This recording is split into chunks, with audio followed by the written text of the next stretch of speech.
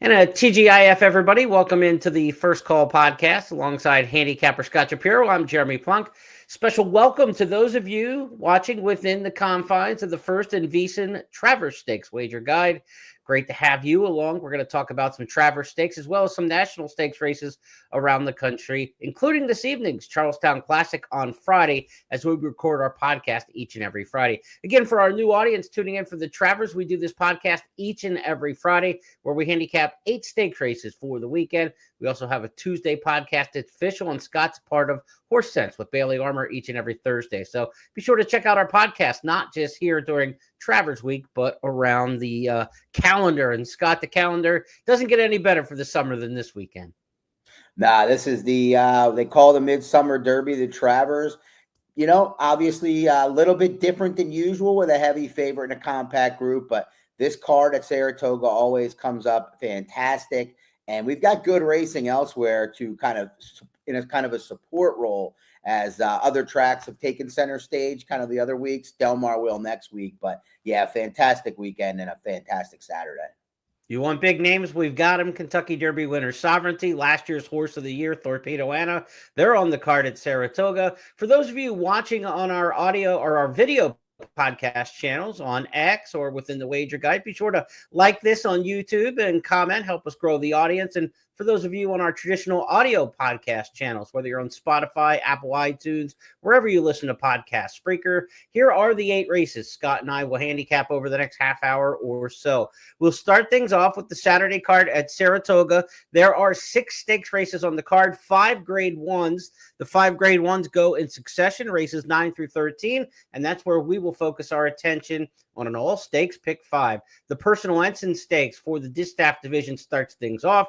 3-year-old sprinters in the H. Allen Jerkens, the older filly and mare sprinters in the Ballerina, the older male sprinters in the Forego, and then the Travers Stakes, wrapping things up, of course, the Midsummer Derby at 1.25 miles. Notice among those 5 races on a big race day, they're all on the dirt. Mother Nature be damned. We're not worried about racing amongst the big ones.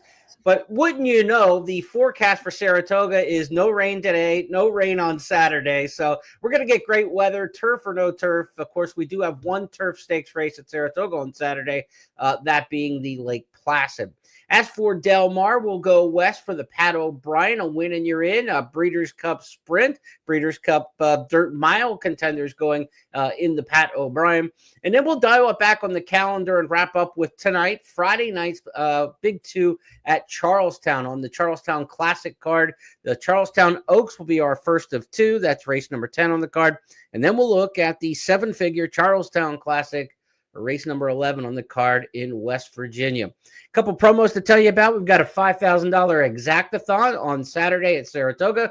Take down 6 exactas on that big 14 race card, and you'll get your share of $2,500. And if you're the handicapper who has the most exacta wins playing with First Bet and Express Bet on Saturday, you'll take down $2,500 in cash. If more than one person does it, you'll split $2,500 for having the most exactas on the card. $2 minimum on the exactathon on each play, and make sure that you register for the promos. Also want to remind you, Charlestown tonight, if you're playing that card in West Virginia, we've got a $5,000 hit and split in the late pick 4 and late pick 5, $2,500 in each wager, juicing your potential winnings there. You get your pari-mutuel winnings if you win the late pick 4 or pick 5, and you get an extra $2,500 split with just other players on the First Bet and Express Bet platforms if you're able to take down the late pick 4. And then again, the late pick 5 will have another $2,500 boost. So a lot of great wagering options this weekend. Let's start. It's all stakes pick 5, grade 1 company. Scott's got a written blog on this at ExpressBet and news.first.com, so you can check that out. You can also look inside the wager guide. Some of you are already in the wager guide. For those of you who are not, our Travers Stakes wager guide, where we team with VEASAN this year, includes all these races we're about to handicap here, but a different handicapper in each division. Some from the VEASAN horse racing team, some from the First horse racing team. We go through the entire process and program of the major stakes races on Saturday. Some multi-race tickets in there as well. Check out the free Travers wager guide. Go to first.com/guide, 1st.com/guide, and you can access the free Travers wager guide from First Bet and Express Bet.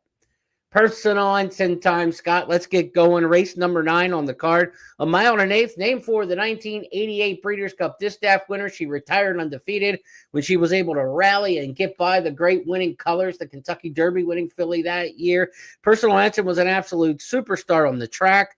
We've got a superstar in Torpedo Anna, a defending horse of the year, a reigning horse of the year. I don't know if she can win her Horse of the Year title back this year. She's won 3 of 4 so far. If she wins this and the Breeders' Cup Distaff, probably not enough to get another crown. But she needs a win like this really to think that she's back to where she was last year. Her races to the point this year haven't been as good. No, they haven't. And, this was a filly that was really, really good. I don't know if I'd call her great, but really, really good last year. Before the Travers, and going into the Travers, she ran her eyeballs out. She just never was the same, in my opinion. I mean, the Breeders' Cup Distaff, she got a big number, but there was no one in there, and she kind of walked on the lead. She hasn't been the same horse since. You might think I'm crazy because she's winning 3 of the 4 races, but the quality of competition has not been anywhere near up to what she faced even last year in a somewhat weak division. And when she did face a real Grade 1 field, she just got handled, a little bit of traffic issues. So she's a tough filly for me to get behind from a wagering perspective, although she's the likeliest winner in here, you have to think. She's had 2 months off since her last start, and that's probably a good thing for her. Kenny McPeak really crammed some races into her schedule this spring. She prepped for the Apple Blossom, then she ran in the Apple Blossom, and then came back very quickly on about 3 weeks rest to run in that race, the La Troyenne, on Oaks weekend and Oaks and Derby weekend. And that's where everything kind of went off the rails for her. I don't know if it was running her back too quick, if it was the competition, if it was the little bouncing around on the first turn, and the fact that she didn't get the kind of good trip she normally is able to work out for herself. But she's in the 7 hole here. She's got 2 months off. She's got no excuse, and she's got some pace around her. I mean, obviously, she's not a dyed-in-the-wool front runner. She has made the front a couple times in her races, but she wants to sit 1, 2, 3 in a race where there's going to be some speed. Randomize on the rail can cook. Dazzling Move in the 2 hole can certainly go. Darth Vader pressed the pace last time out against Randomize. Bernie Takes Charge is cross-centered in a race on Friday. If she stays in the race, she's potentially more speed. So this race does look like it could set up for a closer. Do you trust Raging C, who was the defending champion in this race? She, like Torpedo Anna, though, seems like she's off her 2024 best form. She's got to kind of get a rebound. I absolutely do not trust Raging C. She'll be a much better price than Torpedo Anna. She beat her in that La Troyenne, but that was her comeback race after, really showing some promise towards the tail end and much of her 4-year-old season. And then the La Troyenne, she got the setup, she got a good trip, and she just eked it out over Taxed and Randomized, her stablemate, who, as you mentioned in here as well. But the last 2 efforts are even better on paper, and they don't look all that great than they were in actuality. I think we've seen the best of her, and the thing to me, JP, is you look at the page, there's going to be a lot of pace, like you said, or at least it looks like that. I think she's going to get bet because people are going to want to close her. I agree with that. I think she's kind of the default pick. I mean, if you handicap this race in 45 seconds, she's the one you kind of come up with because you're like, okay, speed, closer. I mean, it kind of does set up for her. She's the defending champ, so you do remove some of those variables. But I just don't like her last 2 races at all. And she's been working in company with Randomized several times since her last race. And I can tell you on video, watching these at first.tv, no question in my mind, Randomized is working better of the 2. And Chad Brown doesn't ask much of their horses in the morning, and they kind of always finish up on even terms when they're in a team workout. But the filly who's going much easier and better, the mare, Randomized, to me is the better of the Chad Browns. I ended up defaulting to her as my pick in here. I had this race for the wager guide because I think the variables are eliminated. She's speed, she's rail. It's a very short run to the first turn at 1 1/8 miles at Saratoga. We know she likes the track at Saratoga. She's working well. Her last race at Monmouth, she took a lot of heat. Darth Vader hounded her the whole way around the track, and she drew off. So I thought it was a good effort from Randomized. I'm going to take her. I want more than what the morning line price is saying, especially with Manny Franco, who's cold as ice in the saddle. Pratt jumps off, so that doesn't help us in terms of the pilot. But we know Franco's fairly capable over the years, but he's just in a slump right now. But it's going to help the price at least. I think if you get 6-8 to 1 on Randomized, she's the bet. But if she's 4 to 1, 9 to 2, then I'm not nearly as excited. I know you're trying to find somebody else in here as well. Yeah, Leslie's Rose is my horse, and I think she's the one likely to take the money that you're hoping randomized doesn't. She's 9-2 on the line. David does, pretty much the best in the business, but he's not going to get everyone right. He obviously got the favorite right here. Leslie's Rose has not been consistent, but she's really coming into her own, it feels like, as a 4-year-old. I know that middle race, June 6th, the Ogden Phipps, is tough to take, but that was not just a sloppy track. That was a mess. Only one horse really fired that day in Dorth Vader. Dazzling Move ran fine as well, but I'm not going to hold that race against her because she comes back last time out, breaks sharp, like she never experienced that awful effort, and settled very nicely. You got Irad, who's doing everything right. I think Leslie Rose is going to get the right trip and is the horse that's kind of moving forward here. And I've kind of seen enough of the rest, not to say they're garbage, but I just don't know if any of them are going to run a career best right now. Yeah, look, most of them are grade 1 winners, but are they in that grade 1 form right now? That's hard to say on many of these, but we know this. Leslie's Rose is coming off one of the best efforts of her career. In third, Raging Sea has a lot of ground to make up, angling to the far outside as they reach the top of the stretch. It's Dazzling Move and Leslie's Rose. These two are well clear. Leslie's Rose gradually getting the Dazzling Move. 7 lengths back to Raging Sea in third. Leslie's Rose emerges with the lead under Irad Ortiz Jr. A sharp, shooby victory for Leslie's Rose, who scores by 3. Dazzling Move.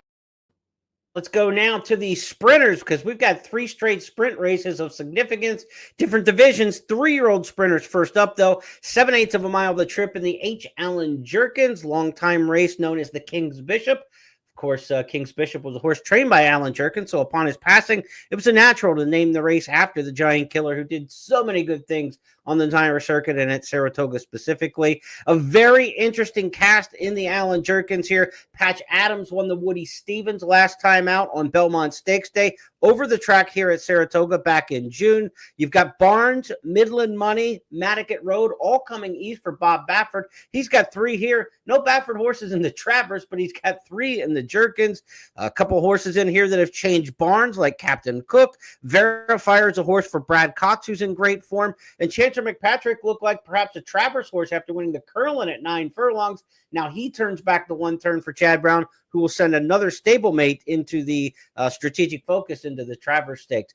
Interesting cast. I couldn't figure this one out with much confidence, and I just went with a horse who looked fast in here to me. Midland Money, I'm just looking for speed on speed. I think Midland Money and Verifier are probably the 2 fastest horses in this race early. I think Captain Cook's also going to be kind of up on the pace, but they take the blinkers off that one.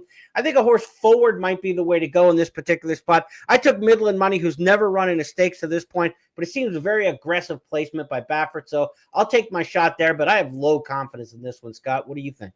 Tough race. One of those races that you hear everybody say you can make a case for just about anyone. Mm-hmm. Hopefully not too many of them are picking Patch Adams when they say that, even though I understand why Patch Adams is the favorite and a deserving one. One thing about him, JP, is he's never been on the rail. He's had a lot of more comfortable trips, in his career. Not to take anything away from him, but it could present a little bit of an issue. I think the pace is going to be honest. I don't know how many are going to try to go with Midland Money. His stablemate's unlikely to. Right. I'm hopeful that Captain Cook is not up there close and is a little bit further off. I think his hand was forced last time, being along the inside in the max field against the likes of Verifier and Smokin' Wicked, who got better trips. He still held together third. That was on a cutback too, so not necessarily a great time to go 22-1, 44-2 on the lead when you're used to slower paces. Blinkers come off, but most importantly, he moves to a barn that's had a really good summer, Todd Pletcher. And with the blinkers coming off and the outside post, I'm hoping he gets that mid-pack trip. The barn change leads him to a career best effort. And since I'm saying it's a wide open race, I might as well pick the longest shot on the board. Yeah, look, the favorite Patch Adams has been favored in all 6 career starts, including last out when he won the Woody Stevens over Matticat Road. They're inside-outside bookends in the field for the Jerkens, and they were 1-2 under the wire on the Belmont undercard.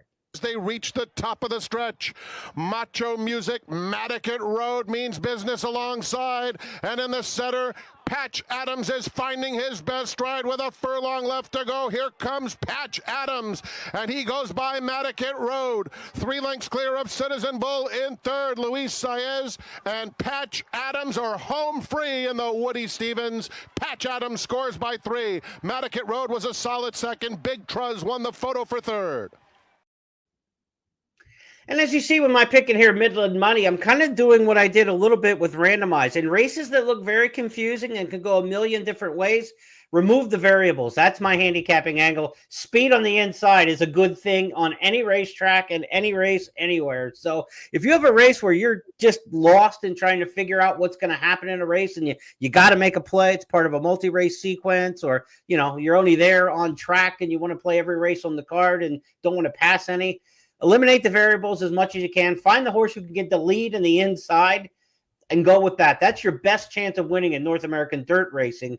And that's kind of where I ended up here in the Jerkens. We'll see how it turns out. I think you'll get a fair price on Captain Cook, so a good shot in that one. Let's go to the Ballerina Stakes here. Race number 11, 7/8 of a mile. Again, the trip here. Ballerina, grade 1 company. It did not come up with a grade 1 caliber field, though. This is somewhere between a grade 2 and a grade 3 caliber field.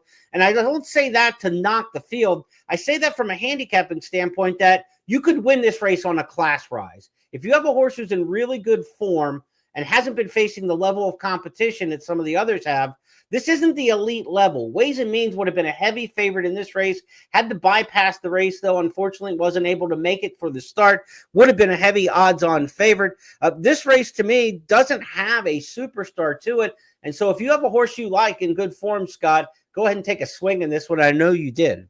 Well, yeah, Too Sharp is probably the other one that looked like she was going to be a big player in here. She won the winning colors against Hope Road, who's one of the favorites in here, and hasn't not only raced since, but hasn't been back on the work tab. But right. Yeah, Scylla to me is a very honest mare. She's had a great career. She's the 5-2 favorite. Hasn't been the same horse this year, in my opinion. You've got Hope Road, who I think makes plenty of sense out there. Maybe the likeliest winner in this field for Bob Baffert after chasing Too Sharp last out. But I think there's a horse, like you mentioned, that's kind of on the rise a little bit. And then that's number 5, Claret Beret.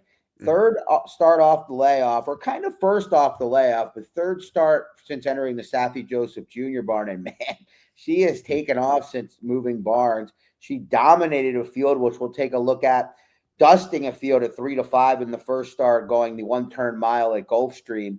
But then more importantly, she kind of showed that she belonged, running a good second to Vava, who will not be here, instead running in Mountaineer in the Pink Ribbon. Am I right? Or Charlestown? Charlestown, yeah, right. Yeah, but this filly ran huge. She stalked clear 3 wide. She made an aggressive move on the turn and held together. Now it looks like Saffie found this spot on the calendar, clearly pointed to it, giving her time, gets IRAD. I think there's a lot to like here. I wonder if she's going to take a little bit of money, but maybe not, because like you said, she is on the rise. Claret Beret, a big-time winner, 2 starts back. I want to show you this one because you don't see many races where the win margin is nearly 20 lengths. 19 3/4. Bring them home, Pete Aiello. The leader now is Claret Beret. She has things well in hand, it appears, as the others are either too far back or very tired, some or both, as they straighten for the drive. It's Claret Beret. She's in the clear and widening the advantage. Welcome to South Florida, Claret Beret, the daughter of Not This Time. Welcome to South Florida, jockey Francisco Arrieta. Get out the wide angle. Claret Beret is easy money. She won the Mo Green by about 15 lengths.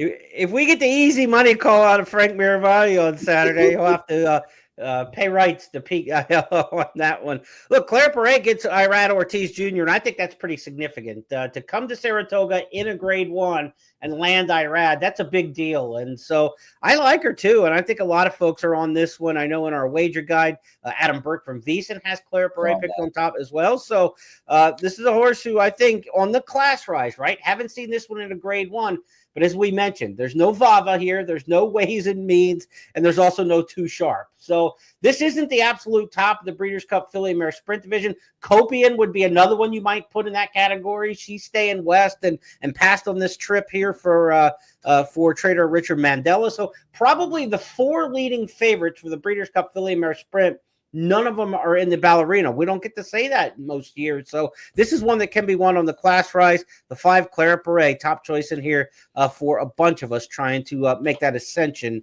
up the grade 1 ladder. To the Forego we go in race number 12, and we talk about grade 1 sprinters. We've got him in this race. Bookham Dano has been right there in everything this year. Mulligan's been in there everything in the last 2 years or so. This is another rematch between Bookham Dano and Mulligan. They were in the Vanderbilt and ran a bang-up 1-2 in that one. Let's go back and take a look at the Vanderbilt, see if we think it shakes out the same way, something different, or maybe a new face in here. But let's go back to Bookham Dano and Mulligan in the Vanderbilt. The 1/4 mile to go. Mulligan got the jump at the top of the stretch. Bookham Dano and Paco Lopez in hot pursuit. These two square off, and Bookham Dano is up to take the lead. Mulligan trying his best, but he's back to second. 4 lengths back to Damon's Mound and Nakatomi. It's Bookham Dano in another stellar display, winning the Alfred G. Vanderbilt, going away from Mulligan. A tight photo between the 1/4 mile to go.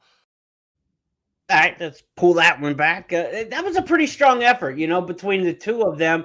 Mulligan, to me, may take a step backwards off of that race. That was a gutted effort, I think, when Bookham Dano was able to go past him there. I expect Bookham Dano to come back and run his race again. If one of those two doesn't, to me, I think Mulligan might be the one who's set to take a little bit of a step backwards. Interesting thing about this race, Scott, to me, is it's a win and you're in for the Breeders' Cup Dirt Mile, not the sprint.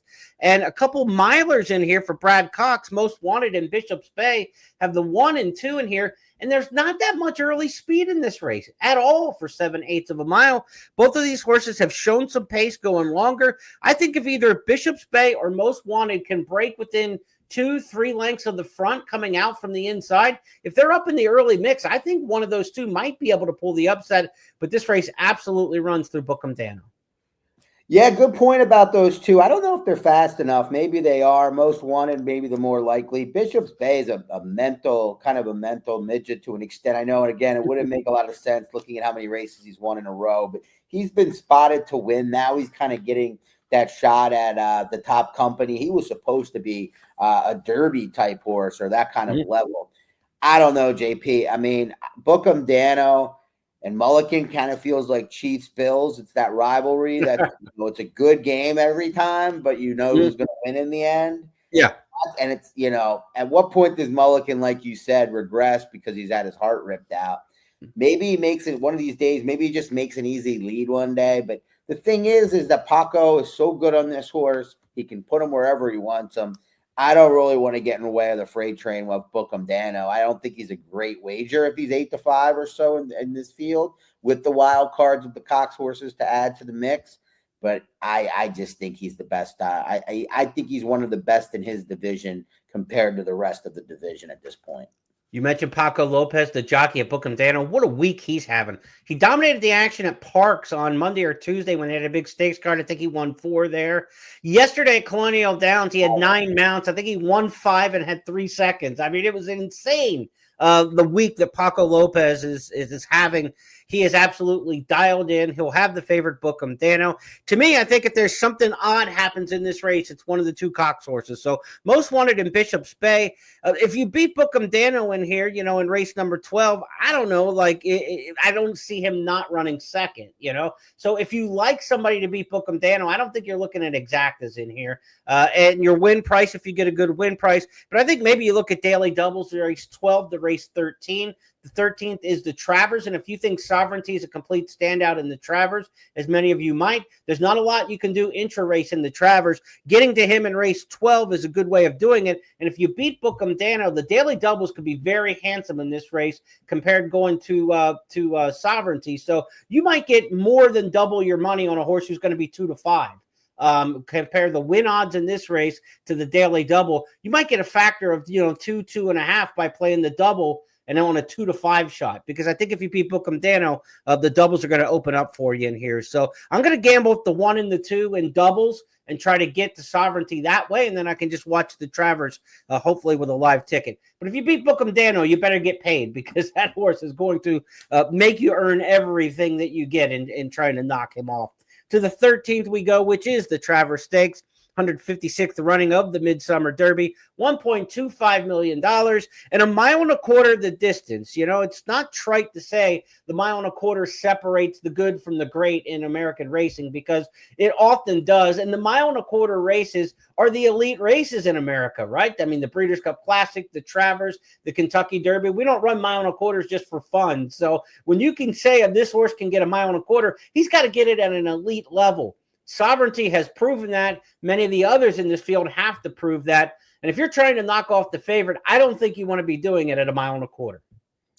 That's exactly. I mean, that amongst other things is a great point. But yeah, he's established himself at the 1.25 miles, while his 4 competitors have not. So you add that. Normally, I feel like that's a kind of a way you could kind of knock one of the, a favorite. Oh, well, he hasn't gone 1.25 miles, but this long shot has. Maybe that'll work.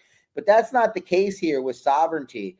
And there you see him. When is this, the most recent drill? On August? This is 2 back, August 9th. This is when he worked a half in 48 and 2. A lot of times with most trainers, the work 2 back is the one that they're trying to get most serious with. And then that final workout right in front of the race will be more of a maintenance move. So this was his important move, and everything you see out of here, to me, seems like Sovereignty is traveling just as well coming out of the Jim Dandy as he did coming into it. You don't get a great look with the low level here, but it's a good chance to see him in motion. And he seems to be holding his form. The Jim Dandy was a race that was obviously a prep towards this. He didn't take any big step back from the Derby and the Belmont in the Jim Dandy. He handled Baeza by a length. They were 9 in front of Hill Road and everybody else in that one. He's reaching out nicely. There's no sign that Sovereignty is ready to regress to me at this point, but we'll find out in the stretch. Yeah, I mean, that's the interesting thing about it, is I don't see any signs either. And then you handicap this race, you're not going to get a great price on the other 2, quote unquote, logical runners in this field just because of math. And this horse would need to not fire to lose. I know we'll talk about magnitude shortly, but to me, I know he has as fast of races, but they're not, as you made a great point of starting the segment with, is it's not 1.25 miles against grade 1 company. I mean, speed figures are one thing, and he has run fast, and I'd be shocked if he, just dusted the field again. I wouldn't be shocked, but this is a gambling game, and I just don't think you're getting the price to try to beat this horse. The time to get him was last time at the 1 1/8, which is a little bit shorter than his best. Obviously looking ahead to the Travers. Obviously not as important of a race as the Derby and the Belmont were to him. The time to get him was last time, and Baeza, a very good horse, ran his race and wasn't able to hold him off. So as we look back to the Jim Dandy Stakes, he did just enough to win that day, but blew everybody else out. And if he moves forward off of this, they're clearly running for second. Made that bid, but drops back, and then Sandman there at the top of the stretch. Sovereignty is up to take the lead. He and Baeza in close quarters, but Sovereignty has the upper hand in mid-stretch. Baeza is trying his best to cling to him, but it's Sovereignty and Junior Alvarado still on top. And still with plenty left in the tank. Sovereignty scores in the Jim Dandy. Baeza ran. Classic prep. Now, again, you expect him to move forward. This is really the other big target. I mean, since he won the Kentucky Derby, and the whole talk was, we're skipping the Preakness because we want a good horse for the Belmont and the Travers. This was on the tip of their tongue on the first Sunday in May. I mean, immediately after the Derby was over. So, Mott's going to have this horse absolutely cranked at a hilt for this spot. I expect the best race out of him. As you mentioned, look, it's only a field of 5. You've got 2 clear outsiders, and McAfee 20-1 in the morning line, Bracket Buster 20-1 in the morning line. What that means is your other 2 horses, there's just not enough math working for you to get any value out of them, like you're saying. If you're going to try to beat Sovereignty in here, if you had a field of 10 or 12, maybe the second, third choices in the race, you get a little attractive to you. But Magnitude's 2-1 in the morning line. Strategic Focus is 8-1 in the morning line. I get a feeling the public might pinch together a little closer on those two, but I still don't think if they're 3-1 and 6-1, I don't think that's value on either one of them to beat Sovereignty in this spot at 1.25 miles. Out of those two, Magnitude and Strategic Focus, let's talk about those two. Different running styles to some degree. Strategic Focus doesn't come from far off of it. He adds blinkers. He'll be kind of in the mix, but the horse who's expected to make the lead in here and should make the lead from the rail is Magnitude under Ben Curtis. He won the Risen Star back in February. He had some chips that had to be removed, a little flaking, a bone flaking, a minor surgery on that, but certainly keeps the horse out of action through the Triple Crown. His comeback race in the Iowa Derby was a good one. It was very smart placing. They got him on a very speed-favoring racetrack, which we see at Prairie Meadows consistently, in a race with very little competition against 5 rivals who were overmatched. Speed just went right to the front and did what he was supposed to that day. Is it enough to get him ready for the Travers, second off the layoff with a Hall of Fame trainer like Asmussen? It would be if this race was at 1.1 miles, but at 1.25 miles, you do question whether or not he can go that far off of just the one race since February. Let's go back and take a look at his Iowa Derby, and then I want to get a bottom line decision from you on what we do with Magnitude. It's My Birthday swings widest into the lane as he tries to close ranks on Magnitude. Coming down to the final furlong, suddenly 4 lengths in front. Magnitude strutting his stuff in the Iowa Derby. It's just a matter of how far. 7, 8 lengths in front as they come through the final 16th. It is Magnitude, and he was ready to roll. It's My Birthday second, Mr. Omaha. All right, Scott, did you like what you see enough to take him at a short price? Well, I mean, I think that's the thing. I think he's the second likeliest winner of the race. I think there's a chance, a decent chance he wires the field, but it relies on Sovereignty not firing his best. And then you mentioned it. You have to also answer the distance question and the class question, because you look back, the Risen Star, he ran a huge number. That was a big surprise. He was 43-1, and it was very clear that day. Steve Asmussen and Ben Curtis knew before the race that the inside and speed was the place to go. More importantly, the inside. Ben Curtis, the plan was to do all he could to go from the far outside to the rail as quick as possible, and he did it well. But this horse has not really been anywhere near at this level of competition. To me, the question with him is, how does he respond when a horse like Sovereignty comes up to his neck? I think at 2-1, I think he might be below 2-1 with the math. I think he's a play against. Okay, so what about Strategic Focus then? He's only run the 3 times. In the Curlin Stakes, he made the lead and kind of shut it down and idled. We'll take a look at that in a second. Now blinkers on, and Chad Brown passes on his 9-furlong winner of the Curlin Stakes. Chancer McPatrick turns him back in distance and sends this lightly raced gun runner out of a Curlin mare.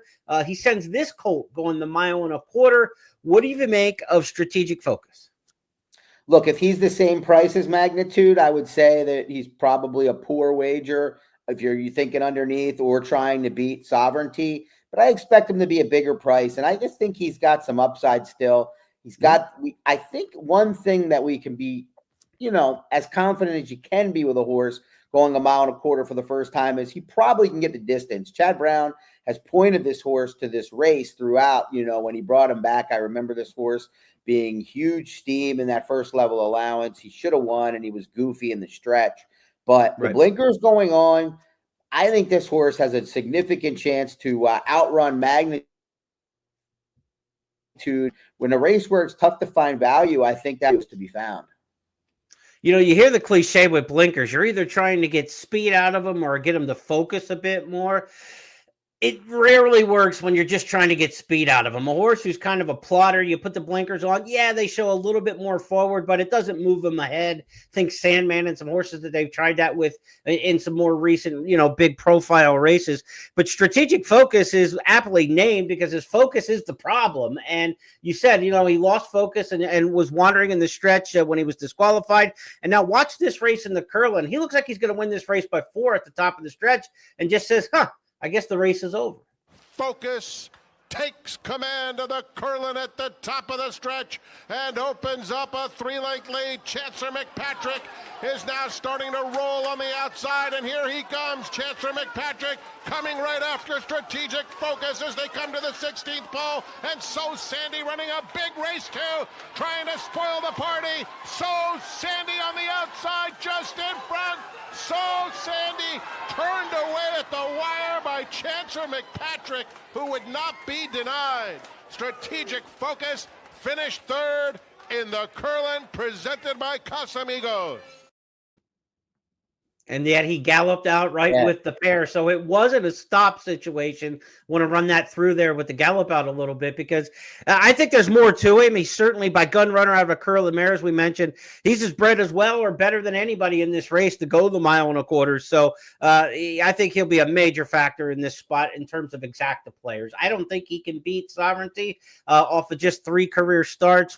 I think the 1.25 miles will be okay for him.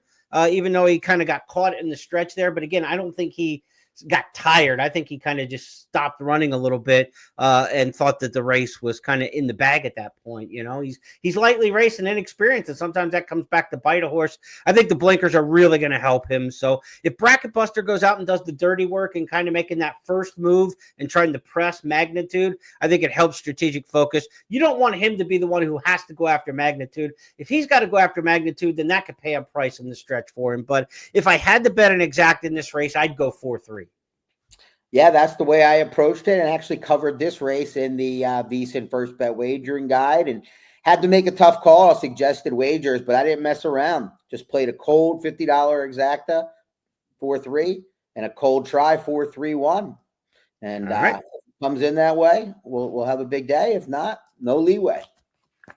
Let's move on now from Saratoga's card on Saturday. We've got a couple more stakes to handicap around the country. We'll do these in a little quicker fashion. For those of you who are following just the Saratoga races, enjoy the rest of the wager guide. For those of you who might play some Del Mar in Charlestown this weekend, let's go to Del Mar for the Pat O'Brien Stakes coming up on Saturday. Pat O'Brien, 7/8 of a mile. Could be a prep for the Breeders' Cup Sprint at Del Mar. Could also be one for the Breeders' Cup Dirt Mile. Field of 9 in here and some interesting runners. Speedboat Beach, we've only seen once since 2023 for trainer Bob Baffert.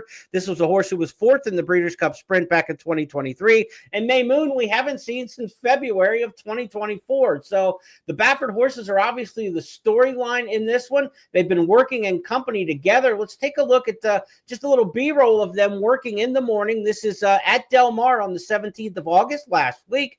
In company from the starting gate, May Moon to the outside in the yellow cab, Speedboat Beach to the inside. Scott, we'll just let the fans watch this workout video and talk about these two contenders. Of these two, May Moon and Speedboat Beach, who do you like better on Saturday? I like May Moon better, and I think he should be bigger price. I haven't seen the morning line as the time of recording, but you get Kazushi Camaro as Juan Hernandez. It looks like what's that?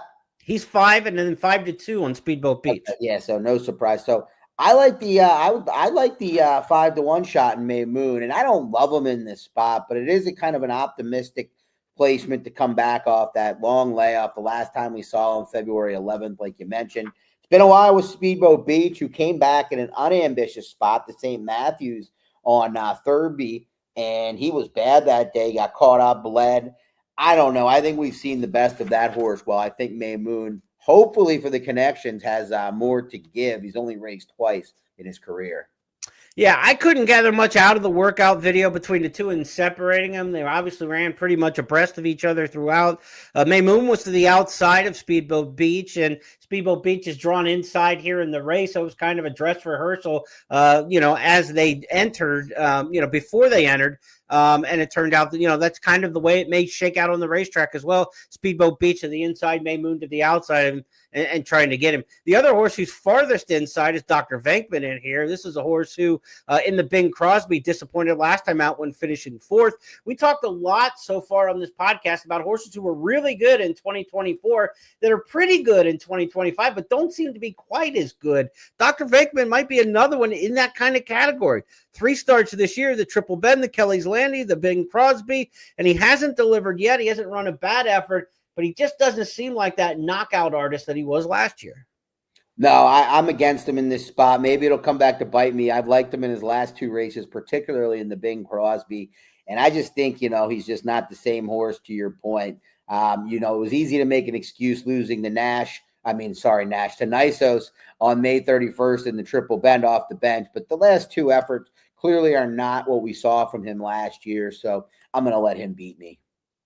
Earlier this meet, the Bing Crosby, July 26th, was the first of the big stakes races in the sprint ranks here at Santa Anita. Lovesick Blues won that day. It was a turf sprinter, took to the dirt tremendously. The Connection said this week they're just going to train up to the Breeders' Cup Sprint off that race July 26th in the Bing Crosby. So we don't have the A-list sprinter from earlier in the meet, and that was an upset in that one at a big price. So an interesting group here. We've got Stronghold, a horse who won the Santa Anita Derby back in 2024. He's cutting back in trip. We haven't seen him since the Pegasus World Cup back in January. So lay off, turn back, running well in the morning, maybe Stronghold, but 3-1 in the morning line on him is absolutely no gift basket.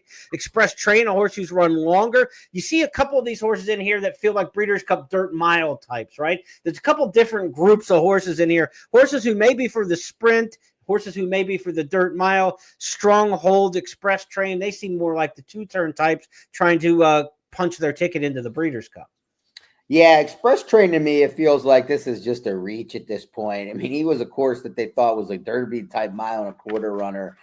Stronghold, on the other hand, I could make the case that maybe they're going to try to convince themselves that cutback would not be a bad thing. A lot of more sprinty pedigree on the bottom side. He ran well in the Bob Hope way back to kick off his career and ran very well to the Raging Torrent in the Malibu. So we'll see. Maybe if he runs well here, they'll keep him at one turn. But to your point, I'm sure the two-turn dirt mile would be very much to their liking as well. Topalo's one in here, the 8-horse, 12-1 in the morning line. I'm going to take a shot with because I just don't trust a lot of the others in here. I think this is an interesting placement for this horse who's been pretty versatile. When he goes long, he can't quite sustain it long. 7/8 of a mile seems to be a good trip for him. His one start this year wasn't great, obviously, but it's second off the layoff, a chance to improve, and he's working pretty well. John Sadler could have sent this horse back to Charlestown if he wanted. A horse who ran last year on the Robert R. Hilton on the undercard of the Charlestown Classic. He could have tried to send him back 3 turns there and run in that race. He keeps him out here for the grade 2 Pat O'Brien. I think Tapalo is one who's interesting in here. He'll be my choice in the race at 12-1, the 8-horse in there in the Pat O'Brien. Speaking of Charlestown, let's switch gears now and head to West Virginia, the Panhandle there. You can make the trip from the Maryland racetracks to Charlestown in about an hour and 45 minutes. That's spoken by somebody who's done it many times, pulling double headers over the years. Day racing in Maryland, night racing in Charlestown. They've got a big card on Saturday night, so they start a little bit earlier on the program. And so they're going to start in the 5 o'clock hour with the first race on the card. But till we get to the features, the Charlestown Oaks in race number 10 and race number 11 will be in the 10 o'clock hour for the Charlestown Classic on Saturday night. Or Friday night. If you're handicapping Charlestown, one thing you want to keep in mind, this is the Bull Ring racetrack, 3/4 of a mile in total circumference. Length of the stretch, 660 feet. It is a tiny run from the top of the stretch to the wire.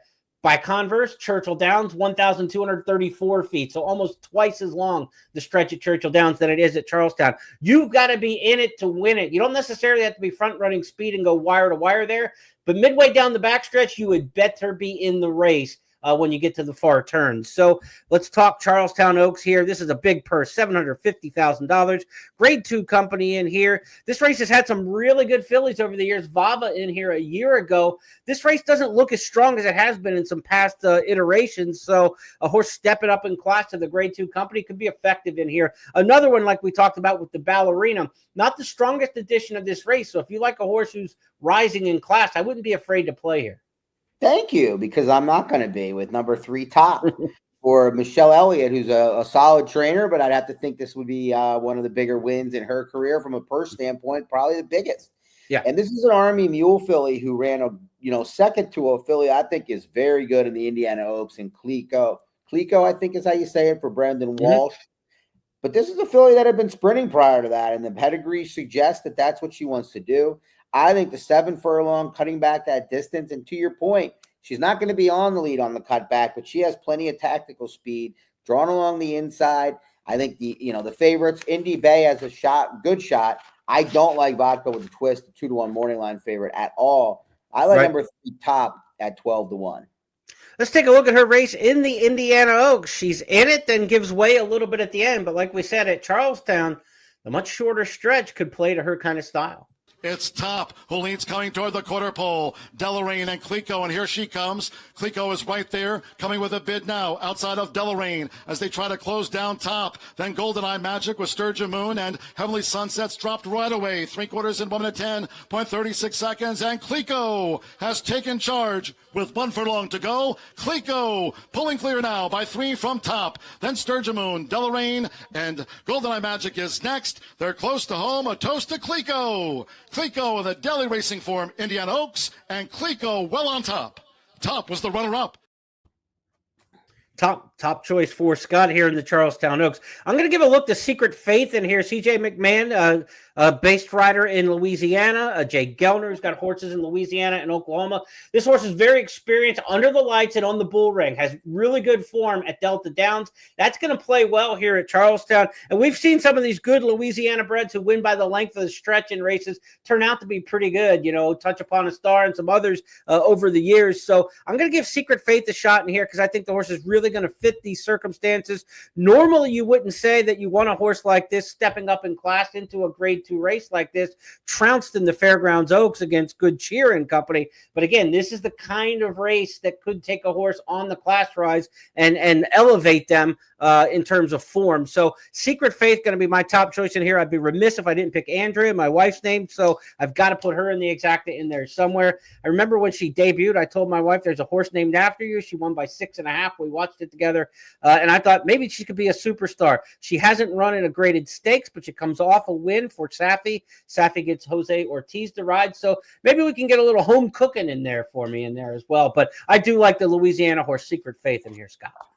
Secret Faith, CJ McMahon, my good buddy Anthony Martin is actually his agent. This is a big purse for him, so shout out. But yeah, the Louisiana breds have proven legitimate many times.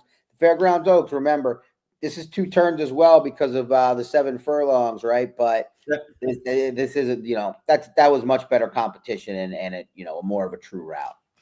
Yeah, 7/8 of a mile. Charlestown will start at the top of the stretch, kind of like the Kentucky Derby gate placement, but with the circumference of the racetrack. Again, just 7 furlongs, but they'll start at the top of the stretch, run through the stretch the first time, and then make the full lap around. Now, the Charlestown Classic goes at 1 1/8, and that's race number 11 on the card. I believe this is the 18th or 17th running of the Charlestown Classic. $1 million race. Hard to believe. Back in the day when I was going to Charlestown as a kid, 75 grander was the big race, the Tri-State Futurity. Along came the West Virginia Breeders' Classics in the first 100 grander back in 86. Now they're running $1 million races at Charlestown. And a horse who's made a home there, Skippy Longstocking, back for a potential three-peat. Earlier this year, he won the Challenger Stakes at Tampa Bay Downs for the 3rd year in a row. So he's going for a double-triple, if you will, or a triple-double, however you want to say it. Skippy Longstocking trying to win the Charlestown Classic for the 3rd year in a row. His last race in the Whitney wasn't very good. He was not expected in that race against the upper echelon of the handicap division to run well at 20-1. Can he bounce back, Scott, to that Gold Cup form at Santa Anita where he won, or his form here at Charlestown where he's 2 for 2? Well, he's the clear one to beat, but if you look back at those 2 races that he won in the Charlestown Classic, he was loose on the lead in both of them. Mm-hmm. Maybe that'll happen again, but when you look at this race on paper, I think he's going to have to work, and I'm hopeful that he's going to have to work a lot because I'm going to try to spring an upset here with a late pace Brisnet rating special and number 8 Gould's Gold, who is just 3 for 11. This would be a huge win for him. He doesn't even have a graded stakes win under his belt. Mm-hmm. But I think he's going to be able to take advantage of a very favorable race shape. And Brian Hernandez Jr., hasn't rode this bull ring a lot, but he's going to be as cognizant as possible of trying to save some ground. But Gould's Gold might be the one running fastest last at 12-1. Mile and an eighth at Charlestown starts about 2/3 of the way down the backstretch, so there'll be 3 turns. They'll go into the first turn and then a full lap around the 3/4 mile racetrack. So he'll have an outside trip in there. Hernandez likes to save ground, though, so he's going to try to get him over as soon as he can. Maybe if he can get in and tuck it into that first turn, but certainly by the second turn, you expect Hernandez to have that one inside. But will they be able to catch Skippy Longstocking, who goes for the three-peat? Last year, he said no way.